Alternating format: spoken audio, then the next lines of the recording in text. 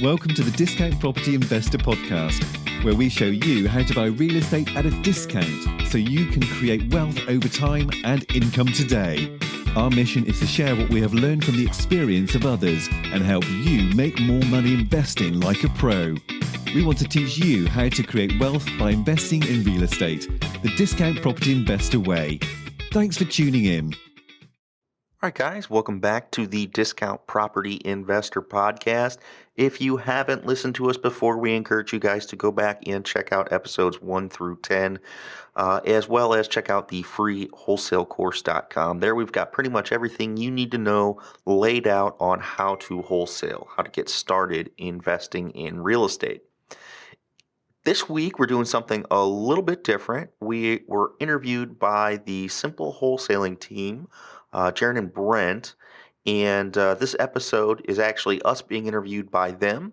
So this aired on the Simple Wholesaling podcast, their episode number 57. If you liked what you heard, check out Simple Wholesaling, and we thank you guys for tuning in. Okay, guys, so we are so excited for today's show. We're going to do things a little bit differently, and it's time to get your doubles on, right, Jaron? Yeah. We're going to play some doubles tennis. I don't even know what that is. All right. I'm not even going to lie. All right. Well, ladies and gentlemen, we are interviewing a couple of really cool guys. We are interviewing David Dodge and Mike Slane. This duo is out of St. Louis, Missouri, and they run a wholesaling company called Household Easy. And they also have their own podcast and a coaching program and it's called Discount Property Investor. You know, we just got to be introduced to them. They're cool guys and they're running a very successful business out in Missouri. So thank you so much, guys, for joining us. What's up? What's going on, guys? Thanks for having us. Yeah, thank you. Yeah, it's a pleasure. Hey, guys, to kick this thing off, let's kind of, condensed Reader's Digest version, but I'd love to hear kind of your guys' backgrounds. I will start with you, Dave. What's your background? Where do you come from? How did you get involved in real estate? And then once you're done, Mike, you also answer that question for us. And then kind of go into how you guys partnered up on this, on your business you guys have now. Sure. So my name is David Dodge. I am a partner here at Discount Property Investor and Household Easy Properties. I've been investing in real estate for 9, maybe 10 years, very passively. I've always had jobs up until about, maybe 3 or 4 years ago. And then I started doing some entrepreneurial type businesses. And about maybe 2 years ago, maybe a little less than that, I jumped into real estate full time and started wholesaling properties. So when I say that I've been investing in real estate for 10 years, I was passively investing. I was buying properties off the MLS. I was doing your traditional 20% down, 80% financing, and just kind of parking cash in investment properties. And I wasn't buying at a discount because I didn't know that you could do that necessarily. And yeah, for the most part, 2 years as a full-time real estate investor. So at this point in time, I would consider myself to be an expert wholesaler. I'm a landlord. I have about 15 rental properties, and I do about maybe 2-3 rehabs a year. And I manage my own property. So I'm a landlord, I'm an investor, I'm a rehabber, I'm a property manager, I'm a wholesaler, and I also dabble a little bit in new construction. Awesome. Sounds good. Mike? Don't forget licensed pilot, too. Yeah, Dave's kind of a jack of all trades. No, my story is a little bit simpler. I am the laziest, busy person I've ever met. So the reason I was drawn to real estate was the passive income. I mean, that whole concept of being able to accumulate rentals and have someone else basically pay down the mortgage, pay me a little bit of cash on the side so that I can live the lifestyle that I want to was always hugely attractive to me. So throughout college, I always thought, I have to put it off. I can't really buy a house now. There's no way for me to buy a house now. So I did. I mean, I put it off until I graduated. Had a decent job, was working, and bought my first rental property. So from there, I think it was probably about 2009, bought the first rental and eventually just worked on paying off my debt. Reached my, one of our other friends calls it a strike number, which is basically my passive income was enough to pay my bills month to month. And I said, forget it, I'm out, and quit the day job and decided I'm going to be in real estate full time. Well, I wasn't living a luxurious lifestyle by any stretch of the imagination, but I had enough to pay the bills, so I didn't have to go to work. So I wanted to do something kind of fun. So I've always considered real estate my jobby, kind of a job and a hobby. I like that. Jobby. My My wife does not like it when I say that, because she says you need to have hobbies outside of work, and this is my jobby. This is jobby. I love it. So I'm doing my jobby now. I jumped into wholesaling without ever doing it, full steam ahead. Took me about 6 months to even figure it out. So I mean, I'm not the smartest guy, obviously. Again, I figured it out. So I've been doing wholesaling, building a portfolio. I've sold some, I've bought some. Kind of goes back and forth. I guess I kind of transitioned then into how Household Easy got started. So I was wholesaling, like I said, for several years, and I met up with a gentleman named Bill Merritt, and he is what's the nice way to say old? Bill's a character. He's a character. He's a middle-aged guy. He quit his job and he was buying rentals. So he was buying some properties from me. And Bill was kind of the mastermind behind this office. His idea was, let's get a bunch of real estate investors together in one office building, and we'll just be able to do more deals. If me and Dave and Bill and Ray, our other partner, are just sharing space together, we'll be able to do more deals. So that was kind of the infancy of the Household Easy brand or partnership, the Discount Property Investor partnership. Yeah, so it's 4 partners in the company, and we were all investing in real estate and just kind of having different niches. Me and Mike were wholesaling. Our other partner, Ray, had been wholesaling for 20 plus years, and Bill was kind of more of the landlord / rehabber. He's doing rehabs as well as acquiring properties for his own portfolio. For the most part, we all got together and decided, hey, instead of us all spending, $2,000-$3,000 a piece a month marketing to the same people and competing, let's put this marketing budget together, form a company, and, we can do more deals because we'll have more people to lean on. And we also won't be wasting money marketing to the same people. And we've kind of niched ourselves into different corners of the business.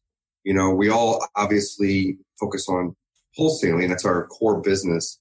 However, we have, different corners for rehabbing and landlording and coaching. So everyone kind of has a hat that they wear, and we all work together, and it's really been a big success. I wouldn't want to go back to doing it on my own, that's for sure. That's awesome. That's good. I always look at, we interview a lot of people on our podcast, and you guys really represent a lot of who we are here at Simple Wholesaling. Number one is our company is called Simple Wholesaling.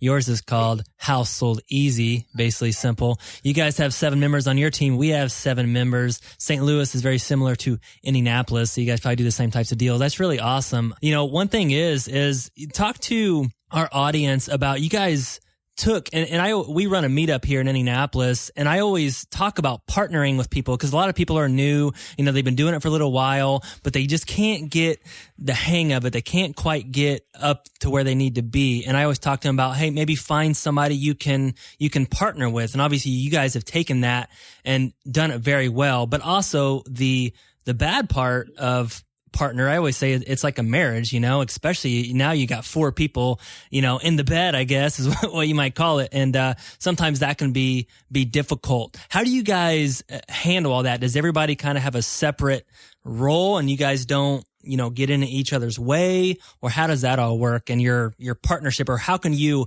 tell our audience about why this has benefited you so much on this partnership plan?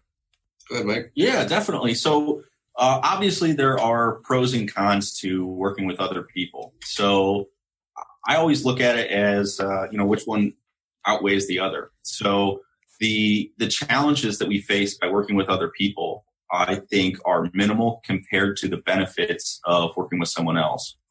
If you look at the number of deals that any one of us could do on our own and the amount of effort that it would take, you wouldn't be able to match that by having multiple people in defined roles. So again, it's creating a bigger pie for us all as opposed to having the whole pie to yourself. So I just think that the pros kind of outweigh the cons. Yeah, even if you divide the pie into 4 slices, I think is what you're getting at. It's still going to be a bigger slice than if you had the whole pie, Gotcha. So like we're consistently doing 15 deals a month, maybe a little more occasionally on certain months. Call it 15 to 20. And on average, for each of us to be able to do 5 on our own a month would be very difficult. That's if awesome. you include the amount of time that we're working. Yeah. So the idea too, if you got to think too, is to work less by having multiple people on your team, and having a role for somebody marketing to sellers and a role for somebody marketing properties that we then have to buyers, and somebody that's, role is update the website and answer the calls, and another role of, 2 or 3 individuals that are just out in the field purchasing properties, so on and so forth. And doing all that on your own every day is just challenging. Yeah, we all did it. Yeah. And it's not necessarily that we couldn't do 5 on our own. Like I could do 5 on my own. Dave could do 5 on his own every month, but we've got a whole lot of other things we're building out. So we've got 5 o'clock in the afternoon, whenever, the clock strikes 5, I want to be able to turn my phone off and not sweat, missing 3 or 4 buyer calls. Right. Yeah. So you can work a little less by having the team. But so one of the great tools that we've used and are implementing and still in the process, I think, of implementing more efficiently is the EOS model from a book called Traction. So that's the Entrepreneurial Operating System. And that, I think the main concept or the biggest takeaway is to take the right person and put them in the right seat. So in our company, you've got one person who is the lead of acquisitions. And then you've got one person who is the lead of sales. So one person, again, kind of comes up with the process and what is supposed to happen for that, and then leads that charge. Same thing with marketing. So you've got one person in charge of marketing or any number of things. Awesome. That's good. Yeah, guys, we'll definitely put that in the show notes at simplewholesaling.com/episode 57. And Traction, we've talked about Traction a lot. I've read the book Traction. If you haven't read the book Traction and looked at this EOS model, and you guys probably would agree, Mike and David, is it a game changer? Oh, I would say so. Absolutely. Yeah. Just business planning together. We took a weekend retreat. It took us a long time, but man, yeah, it's awesome. That's awesome. That's cool. Well, let me jump in there, guys. I want to ask a few questions. I used to say in times past that I am the Lorax. I speak for the newbies. So I want to ask you guys some newbie questions. So take us back go back in your mind to when you were first getting started in this business. Obviously, when, right now it's, you have a team, you got somebody who's doing this, doing that, but take us back to when you're a one-man show. Because what we run into a lot, Brett mentioned our meetup, and what we run into a lot are people who are studying and studying and studying this business, but there's some kind of blockage for them to just simply take action. So I want I want you guys to walk us through from first learning about wholesaling, how you get into your first deal. That's a great question, guys. And we've actually built out a course to help people with this exact same problem. So, Mike, how long did it take you to do your first deal? I think it was close to 6 months. Like from the day you said, I'm going to be a full-time wholesaler, to the time to do that first deal and get paid? Maybe it was like 3 or 4 months after that. But it was like 6 months of me 6 months total. I'm going to do this. Okay. I'm going to wholesale. Yeah. So it took Mike 6. It took me probably 3.5, give or take. So from the day that I was like, hey, I'm going to do this wholesaling thing full-time, it took me, 3.5 months, took Mike almost 6 to get that first paycheck. And I think the reason is because, you start looking on forums online, you start buying books. I know I bought 30 different books about wholesaling, and they all kind of say the same thing in just a little bit different perspective.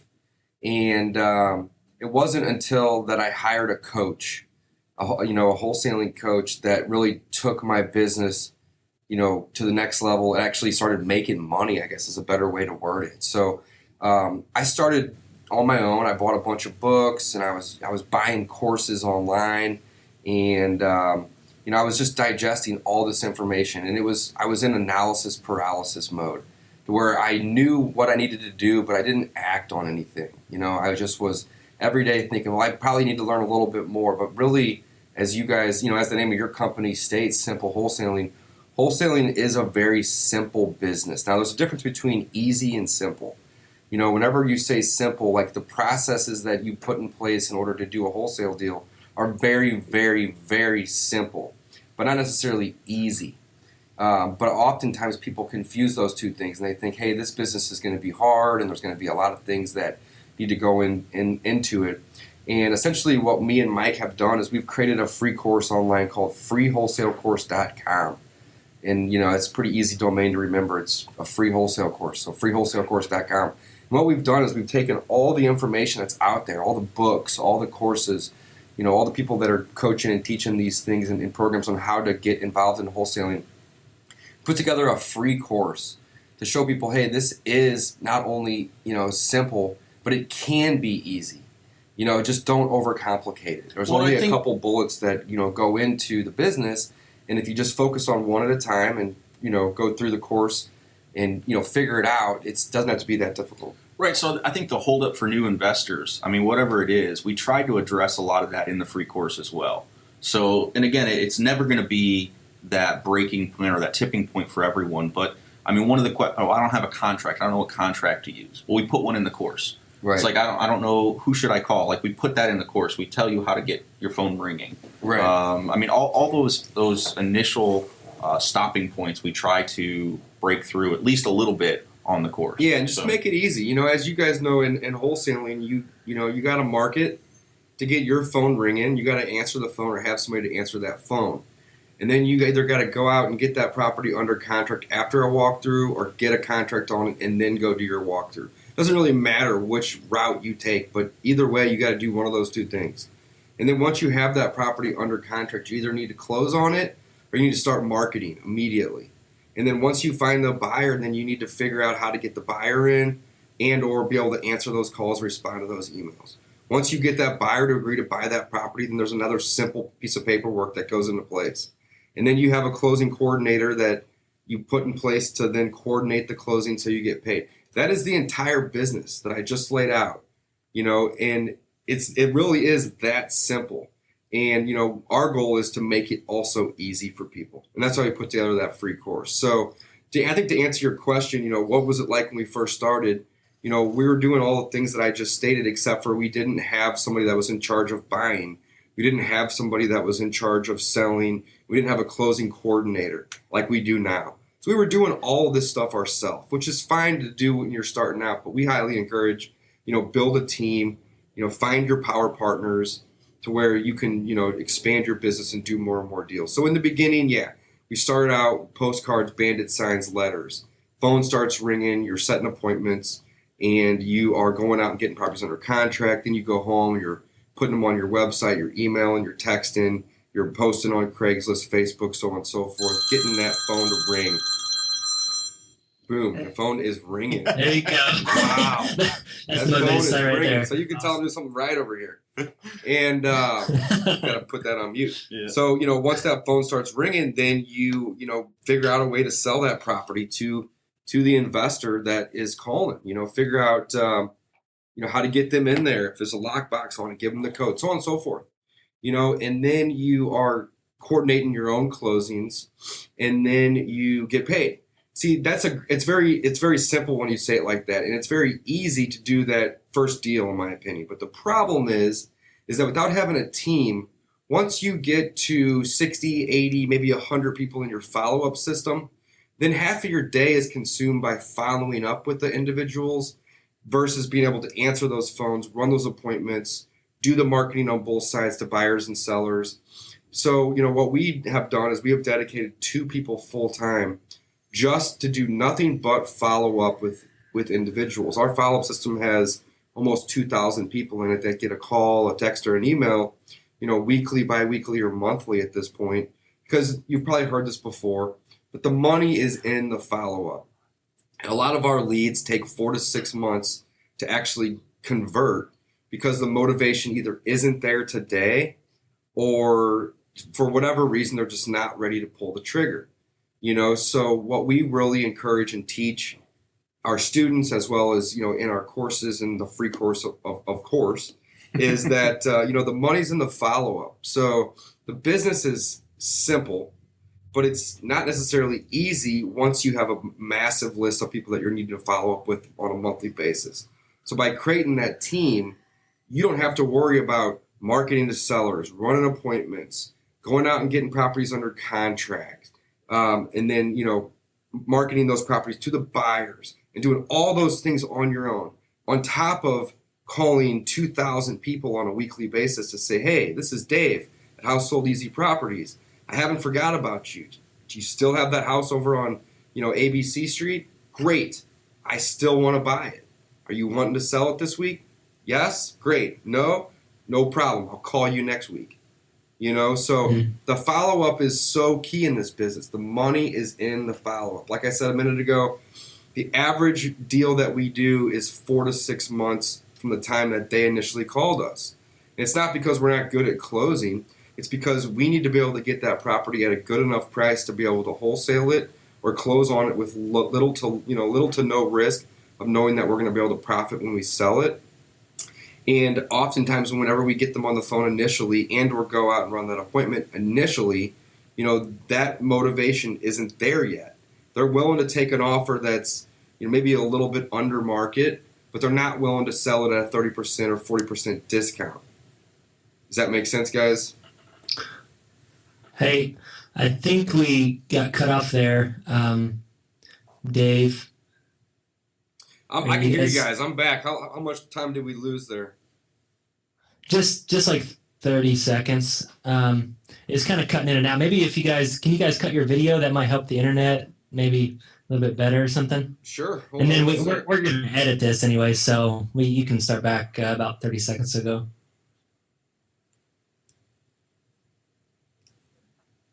All right. Can you see it, or is it better now, guys? Yeah, it's better. Yeah. Awesome. Okay, cool. Or do you want me to start back with anything, or? Like it just cut off like 20 or 30 seconds ago. So I think we were talking about the follow-up and the key to that, and just being able to doing that. I'm not sure exactly what. Right. Well, here, I'll just wrap it up. I mean, the main point of building that power team is because it gets very difficult on your own. Once you start scaling the business, and really it's inevitable to scale the business because your follow-up system is only going to get bigger and bigger. So as you start, keep it simple, obviously. And it's easy when you start because you don't have that huge system. So you're doing all these things on your own. But once you get to a point where you have a couple hundred people in that follow-up system, the business is still simple, but it's not necessarily easy because 80% of your time is focused on following up with individuals, and there's very little time left to go do all the other things that are needed to run a successful and profitable wholesaling business, like all the appointments and answering the calls and marketing and closing coordination and so on and so forth. So, what we recommend is, as your company gets a little bit older and it starts to grow a little bit, grow your team with it. So that way you can keep it easy. It's always going to be simple, but there's only so many hours in the day. And like, we just stated, we have 2,000 people in our follow-up system. There's no way that one person alone could call that many people in a week's time, let alone two people do that and run the entire business. So you have to put right person, right seat, and, literally dedicate somebody full time to doing nothing but follow-up and nothing but acquisition, nothing but sales. Yeah, I would interject that. It kind of depends on where you're trying to grow your business, right? We're trying to grow a pretty sizable business. Like we're trying to expand. Whereas if you're just looking to do a couple wholesales a month, there's nothing wrong with that. So you don't not at all. have to. That's what I'm saying. Not at all. Power team. But after your follow-up system becomes large enough, it's going to be the business is still going to be simple, like I stated. But it's going to go from easy to no longer being easy because you have so many hats that you're wearing. So in the beginning, there's nothing wrong with that. That's how we all started, obviously. I again push people towards the free wholesale course to learn how simple and easy this business can be. Awesome. Yeah, guys. So check out. Yeah, I just wanted to do a plug, guys. We're going to link to their course in the show notes. So you guys can check that out at www.simplewholesaling.com/episode 57.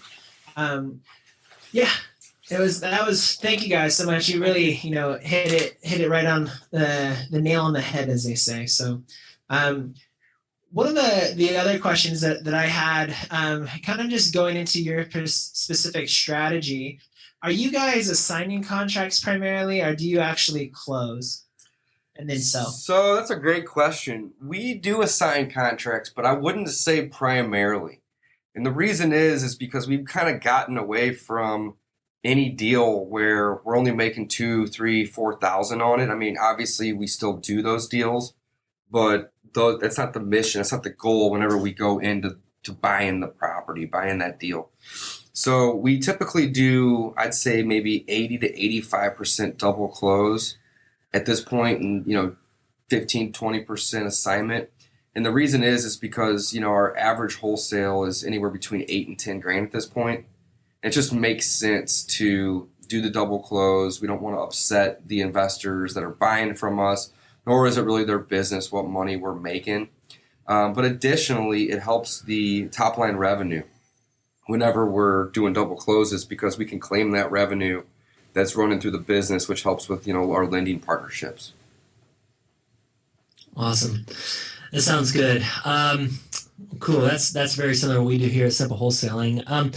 What are some unique things that you guys are doing in your business? I know there's probably are you guys just doing the same types of marketing strategies that are very, very typical in wholesaling, direct mail, other strategies, but are you guys doing anything that can maybe help our audience in their wholesaling business that's a little bit different, it's a little bit unique, that kind of sets you guys apart from the rest of the crowd? Because I know here in Indianapolis, there's a lot of wholesalers that's become very competitive, and we have to kind of try and set ourselves apart from that. And I'm sure it's the same way in St. Louis as well. So what sets you guys apart in your market? Yeah, so I think the main thing, as far as like any tricks or marketing gimmicks, we don't do anything like that. I think the thing that we use to set ourselves apart is kind of what David said and touched on earlier, which is our follow-up system. That's something that most people just don't do. So we continue to follow up with people. And again, that's how we get, I'd say probably 70% of our deals closed is on follow-up. At least 70%. Yeah, absolutely, Mike. I want to add one thing to that. We also, we are prepared, and that's very important. So when we go on an appointment, I'll give you a perfect example. So we went on an appointment on, I guess it was on Friday of last week.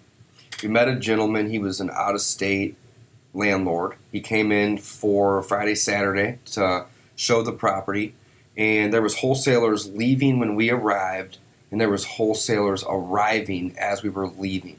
So we were not the only people looking at the property. There was probably 15 to 20 individuals that walked through it in the 2-hour window from 10 to 12 that he had allotted for it. I think we showed up right around 11, so we were right in the middle of that window. Anyway, to make a long story short, we were prepared. We came with comps in hand, we had our credibility packet, and we brought a contract. So we walked the property, and we knew that there was going to be competition on it based on the fact that there's people leaving and arriving, And we said, hey, let's come in a little aggressive on this offer, but we still need to make this make sense. So we handed him a written offer, 0 contingencies, as is, with our proof of funds in hand, right then and there on the property. So he knew where we were at. Most other wholesalers are going to go out there, they're going to take pictures, they're going to go back to the office, they're going to assess the deal, and they're going to think about it, talk it over with their partners if they have partners, so on and so forth. And they may email or call over an offer later that day or even the following day. And he was going to decide on this particular property that Sunday, so 2 days later. So we called him after the open house was done, literally 12:30, 1 o'clock. And we said, hey, did you get any other offers? How does ours stand up? And he said, yeah, everybody that I talked to, said they were going to send over an offer. And, your guys' was the only offer that was in hand, written, and that he had already received. And we said, okay, great. Well, here's the deal. We don't want to, we're not really trying to, compete with ourselves. How does our offer look? What is it going to take to get this signed on your end right now? And, after a little bit of negotiation, we got him to sign that day.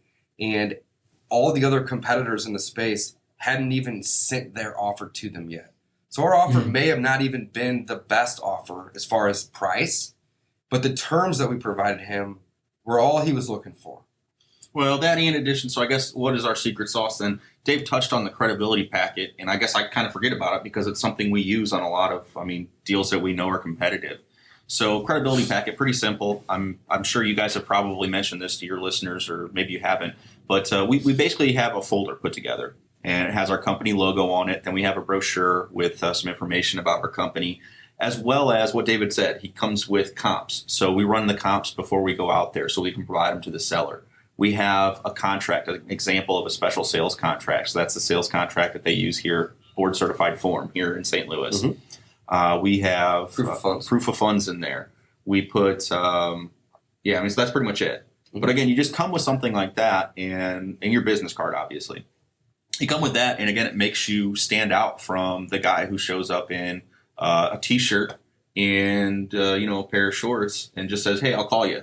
I mean, again, it's one of those. You have to create some sort of edge, and I guess that's really what we do. Yeah, so we don't. It's not really any trick or anything like a hack or anything like that. I mean, a lot of people are always looking for that shortcut. We don't really have any shortcuts. We stick to mail, postcards, bandit signs. We do some online advertising. We have like magnets on our cars. So we don't have any tricks. But what we do is we convey that sense of professionalism. So when we show up and say we're going to buy, we buy.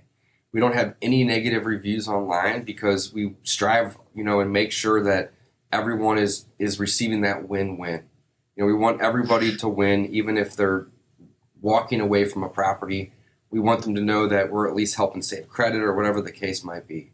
So a credibility packet is really important, but also having the ability to move fast, and go out to a property and say, listen, I've already done all my research. I don't need to go back to the office and spend 2 or 3 hours figuring things out to make my offer. Here's what I can pay. Here's my contract. If you're ready to be done with this problem and walk away, all I need is a signature and I'll handle the rest. That's awesome. That's really, really cool. And it does sound very easy and very simple to have a credibility packet, but I guarantee you that 99% of other wholesalers out there don't have that. So is that something that's in your course that you guys provide an example of, or how can somebody get a hold of that credibility packet just to have a reference? Yeah, so it's actually not in the course at this point in time. It's probably something that we should maybe add in there. That's not a bad idea. But really, the credibility packet isn't anything that is, over the top or crazy. I mean, literally, there's a contract in there. There's proof of funds in there. And then there is a small little trifold that, just tells the individual who we are. Here's the name of the company. Here's what we do. We buy as is. We pay cash. We close quick.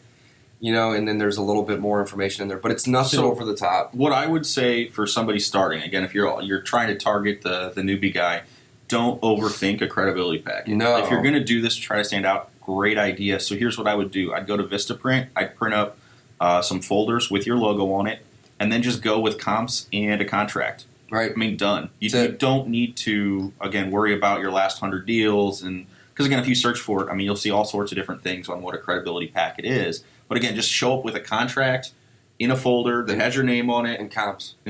That's really all you need to get started. You hand that folder to someone, they're going to keep that as opposed to a business card, which they might lose. Right. So, it's big. It's shiny. It's something that they are receiving to show the house that probably into other individuals, like you just stated, aren't providing them with. I think even a good majority of agents probably don't even show up with a nice packet for them. So, yeah. And another thing too is, if they're not willing to accept that contract right there, it's a conversation piece whenever you're in your follow-up system. So if you call them 3 or 4 weeks later, hey, do you still have that folder that I left with you?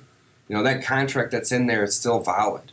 If we need to modify it, let's just modify it, and I need a signature and send it over.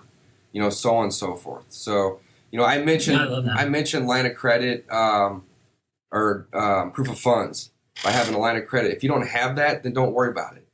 Keep it simple. Don't worry about putting that in the folder. Like Mike said, all you need to start is your contract and comps. But by having it, put together in a folder, if you can throw your logo on the front of it, even better. But don't overthink it. And as your company builds and as you become, have more tools to put in that belt, aka folder, like a proof of funds or a little trifold about who your company is, add those down the road. But don't worry about it today. Don't stumble on this. Just put something together to show them. Yeah. So exactly. So on your next appointment, guys, make sure you print make sure you print a contract, bring it with you, and print some comps and bring them with you. Yeah, that's it. You're going to be light years ahead of you. Absolutely. Yeah.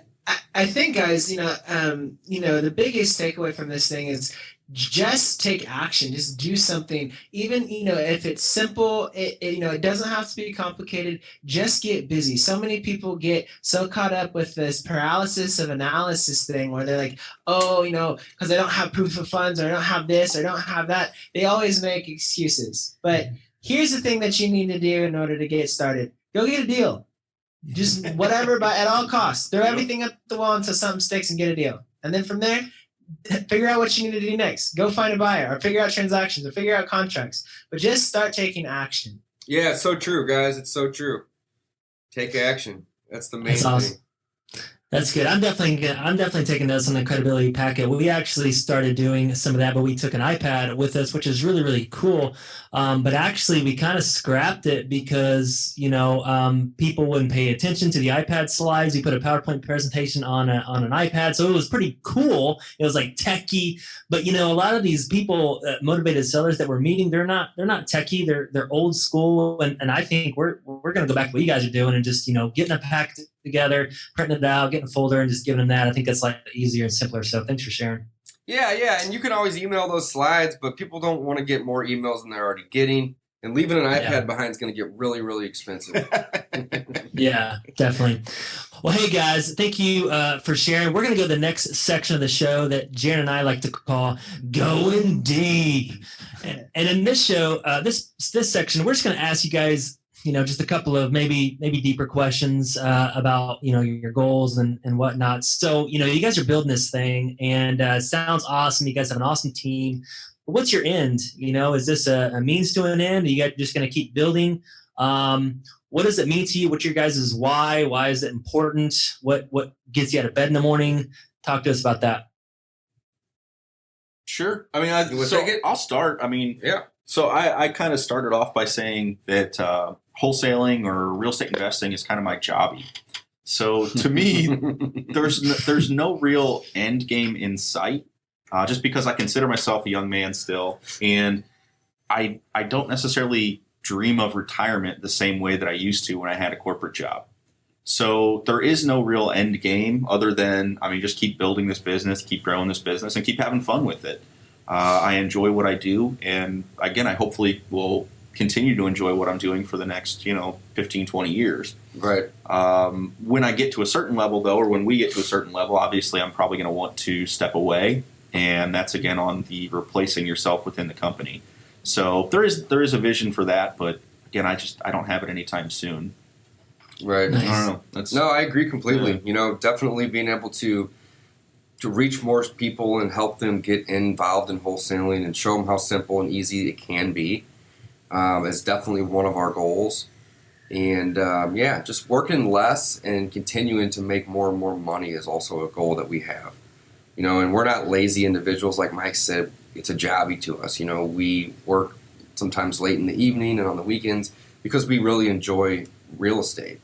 Wholesaling is not always, the most fun business to be in, but getting paid no matter what you're doing is always fun. Yeah. So there's one. There's a great one. So one of my goals is I always look at like the biggest check you make from wholesaling.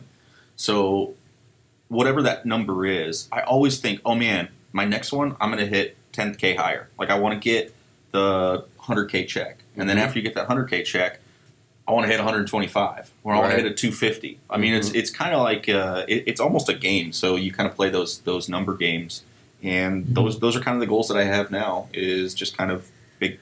One of them, anyways, is a really big check. Right, so. And one of the advantages I think that we have with our company, there's four partners, myself and Mike, and then two other partners, Bill and Ray, is that we all own rental properties. So not only are we wholesaling as our primary income and primary business, we also, are investors. So I think we have a little bit of a leg up and advantage in the game because we're not going out, trying to get a property under contract because we think that investors would want it. We are investors, so we know right then and there, hey, is something that I'd want to keep in my own portfolio or not? Well, typically that all comes just down to price. So if the house sucks and it needs 30, 40, 50 grand worth of work, I may not be interested in that property unless I can get it at a steal. Mm-hmm. So it helps. I think it helps our business as well, knowing that, we all own rental properties and we all have done some rehabs in the past to where, not only A, does it help us acquire the properties at a really, really good price, but B, if it doesn't make sense and we wouldn't keep it or hold that property in our own portfolio, then typically we're not, offering to purchase it. When we say we buy, we buy. And that's one thing that I think makes us a little bit different than the competition is we don't go into any deal or any contract, with the intentions of just trying to sell it and then backing out. If we're going to get that property under contract, 9 times out of 10, we're going to close on it regardless if we sold it or not prior to that closing date, because we know we've got it at such a good deal that we can sell it, later, for a profit and or break even. So does it happen where we back out? Of course, because that's the purpose of inspection periods. Do your due diligence.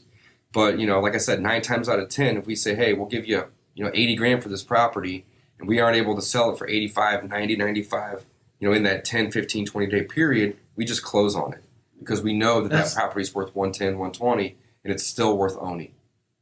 That's awesome. So I have I'm just curious in this, in this going deep section, if you both were billionaires and you had all the money in the world. How do you know we're not? Well, you very well may be. Would you guys continue doing this business, or what else would you do? If you had all the money in the world, you never had to worry about money again, what would you do with your time? Yeah, so I would still want to be a part of the business, and I'd still probably, have an interest in the day-to-day operations. I probably wouldn't work as much as I do now, but I would essentially replace myself. And the reason that I'd still want to be a part of it is because I like creating that win-win. I truly like being able to, help motivated sellers get out of that ugly situation or that ugly house or whatever it is, and, feel happy about the fact that they, created a win on their end. And then on the flip side, I also like being able to tee up investors with really good deals that they can get a good price on, as well as build my own portfolio. So would I work as much as I do now? Probably not, but I'd still be a part of the business, and I would still, I'd probably want to expand it exponentially if we had that kind of resource. Yeah, so I'll answer it because I'm slightly different than Dave in my long-term thought process. So let's assume I was a billionaire. Let's assume Household Easy is already in creation and we're running it and it's going well. We're making a lot of money. I would probably expand the empire, so to speak, into a slightly more philanthropic side. Mm-hmm. So I'm kind of passionate about, I guess you could say I'm kind of a hippie. I like renewable energy and I like that whole concept. So I would want to create communities for lower income people that were energy efficient or energy net zero type of properties. That would that's cool. Yeah, that would kind of be my goal, and it might be. So you'd probably be doing a lot more new construction then. It would. So again, real estate development. Mm-hmm. It'd probably be again. I don't know. I haven't looked into it much. It's just been my long term kind of maybe passion project. Once I get to phase 2 of the working life cycle. Mm-hmm. Yeah, that's awesome. Well, thank you guys for sharing on this section of the show. Again, we just like to kind of, pick the brains of entrepreneurs that are really, really successful and just seeing what their why is, what gets them out of bed in the morning. And we just really appreciate you guys sharing. On this last section of the show, we just kind of like to end on a lighter note. And this is called the touch of randomness. So we're just going to ask a couple of questions here. So I'll kind of take the first one. If Mike, you want to answer this, and David, you answer the next one. So perfect. Mike, if you could be any element on the periodic table, what would that be? Oh, geez. High school science. Taking you back to science. Yeah, that's right, man. I don't know. An element. I don't know anything about elements anymore. My memory is like I don't really either. Is gold an element? Is gold? No. It carries a lot of value. Platinum, is that an element? Yeah, there you go. We're successful entrepreneurs, but we're not the sharpest when it comes to that. I guess hydrogen or oxygen. I don't know. They're both pretty important, right? Right. Salt's one of them. Maybe salt. All right, Jeremy. So here's the next one. If it were humanly possible, what exercise or workout would you choose to do for 24 hours a day, 7 days a week for 1 month straight? Box. Ooh, I like that one. That's a good workout right there. Nice. Rocky, I'm going to play some Eye to Tiger right now. Well, thank you guys so much for joining us on this show. This wraps things up on the Simple Wholesaling podcast. But again, there's going to be links to the course and all of the items that Mike and David talked about in the show notes at simplewholesaling.com/episode 57. But one final thought, David and Mike, if someone wants to find more info about you in general, reach out to you and your company, where would they go? Go They can check us out at discountpropertyinvestor.com. There's the number for us. You can call and get a hold of us. You've got our email addresses on there as well. Mm-hmm. Yeah, discountpropertyinvestor.com. And then, of course, the freewholesalecourse.com. Those are the two places to reach us. Awesome.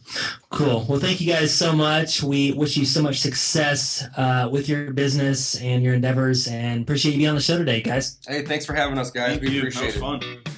Thanks for listening to the Discount Property Investor Podcast. If you enjoyed this episode, please like, share, and subscribe to help us reach a wider audience. We would also appreciate it if you left us a review on iTunes or Stitcher. Thanks in advance for your support. And remember, you make your money when you buy and get paid when you sell. Now let's go build some wealth.